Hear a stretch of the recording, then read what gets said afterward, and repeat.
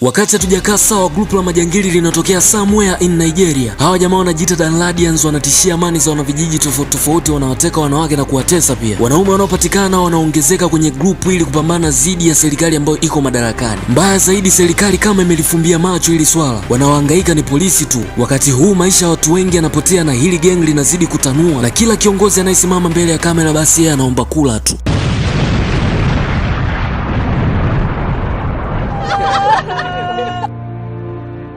Movie inatutambulisha kwa mwana anaitwa Yusuf, yupo mtaani kama kawaida anacheza chess na mshikaji wake. Lakini ghafla Danladians wanaingia, watu wanaanza kukimbia. Lakini Yusuf na mshikaji wake walichelewa kukimbia. Wale jamaa wakaanza kuwaforce washikaji wajiunge nao. Wanasema kwamba ukijiunga nao wanakupa milioni 5 za Kinigeria. Baada hapo jamaa wakawa wameondoka. Yusuf akarudi home. Baba yake Yusuf anaumwa sana kutokana na ukosefu wa pesa pale nyumbani, yule mzee alifariki. Ilikuwa majonzi sana pale nyumbani. Haikuchukua muda mtoto wake na Yusuf pia akaanza kuumwa na ana siku 3 tu za kuishi. Pita yule mtoto atakufa. Mwamba kuepusha hilo akaamua kuuza maisha yake kwa Danladians ili apewe hizo milioni 5 mtoto wake akatibiwe. Mwana akafanikiwa akajiunga na majangili na ghafla roho yake ikaanza kubadilika, ikawa ngumu mno. Upande mwingine kuna baraza la mawaziri wapo na rais wanaongelea kuhusu hilo swala la majangili, ila kuna mzee mmoja anaitwa Mr. Alhaji akamtuliza rais, akamwambia kwamba asijali, wapo wanalishughulikia hilo swala. Sasa huyu mzee ana mtoto wake wa kike, huyo mmoja anaitwa Jumai. Huyu dada walikuwa wanataka wamwezeshe kwa mtu ambaye hampendi. Huyo jamaa anaitwa Tanko. Kwa hiyo walikuwa wanamvuruga tu Jumai kila wakimtaja Tanko, na jamaa naye alikuwa yuko vizuri sana kwenye kuforce penzi. Tunarudi kwa Yusuf, maisha ya kambini yanaendelea. Mwamba alikaa sana ndani ya gang takriban miezi 6, ndipo akapewa misheni moja hiyo ya kumuua imamu kwenye msikiti mmoja upo katikati mjini pale. Sasa kujiandaa vizuri na mission, wakafikia kwenye hoteli moja hivi inaitwa Rosebud. Tunarudi kwa Jumai, yupo zake anasoma kitabu cha chess, anapenda sana chess. Ghafla Tanko anaingia kisha anamlalamikia Jumai kwa nini hapokei simu zake. Akampiga na kofi bidada ya kupendeza na hicho kitendo, hivyo akaondoka nyumbani akaenda kuishi kwenye ile hoteli ambayo Yusufu na magaidi wenzake wameweka kambi. Kazi ya washikaji ni moja, kujifanya Waislamu swafi ili wasishtukiwe. Hivyo Yusufu akawa na swali kwenye korido pale. Jumai wakati anatoka chumbani kwake, macho yake akadondoka kwa mwana.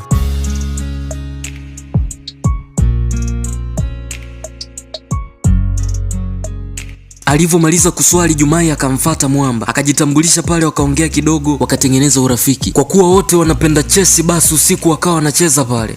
Walicheza sana mpaka wakapitiwa usingizi. Mchizi akashtuka usiku, akatoka nje akakutana na wenzake bana, wanampa taarifa kwamba misheni yao ni kesho asubuhi, tarehe imebadilika. Haya bana, kesho yake asubuhi bidada anaamshwa akaletewa chai, lakini akamwambia yule mpishi kwamba hiyo chai akampelekea Yusufu, lakini yule mpishi akamwambia kwamba hao jamaa wameshaondoka asubuhi hii. Jumai akabaki kushangaa tu. Upande mwingine washikaji wamefika msikitini, lengo ni kumuua imamu, maana huyu imamu alikuwa anawapinga sana hao majangili. Hivyo alivyomaliza ibada tu Yusufu akamfuata kwa nyuma. Hapo hapo msikiti ukalipuka. Yusufu akamnyoshia bastola imamu, lakini hakumuua kwa sababu roho ya ubinadamu ilianza kumwingia jamaa baada ya kukutana na ule dada Jumai. Huku Jumai anamlilia tu jamaa. Sasa kutokana na kwamba Yusufu hakukamilisha misheni yake ya kumuua imamu, ni sawa sana ameliasi kundi, hivyo mwana akaanza kuwindwa. Ila jamaa cha kwanza akaona ende nyumbani kwao kwanza ili akailinde familia yake. Anafika pale anamuona mama yake na mtoto wake wakiwa freshi kabisa, lakini ghafla majangili wanafika na polisi taarifa walikuwa nayo, hivyo wakawahi kuwalinda. Katika majibizano ya risasi, Yusufu akakamatwa na polisi, wakamweka pingu, wakampeleka kituoni. Lakini akiwa kituoni, mwana anaona mambo mengi yamesimama, hivyo anamuita polisi, kisha anampiga na kumvulisha nguo, alafu anatoroka. Magaidi bado wanamsaka Mwamba, wanafika mpaka kituoni, lakini hawakumkuta jamaa. Msako ni mkali, jamaa onekane. Yusufu akaenda dukani akaiba simu, kisha akamtumia message Jumai kwamba wakutane.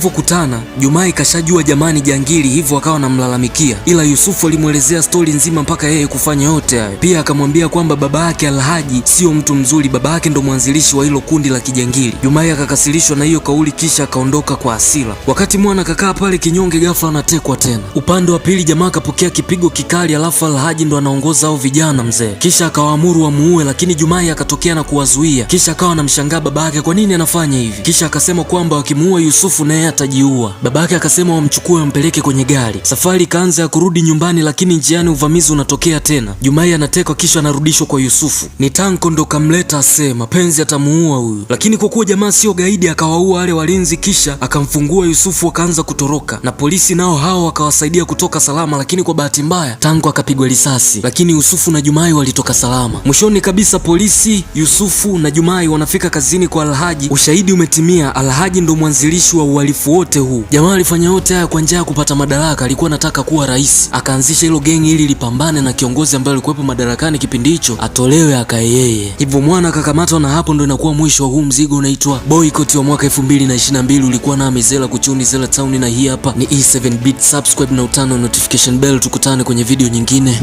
Bye.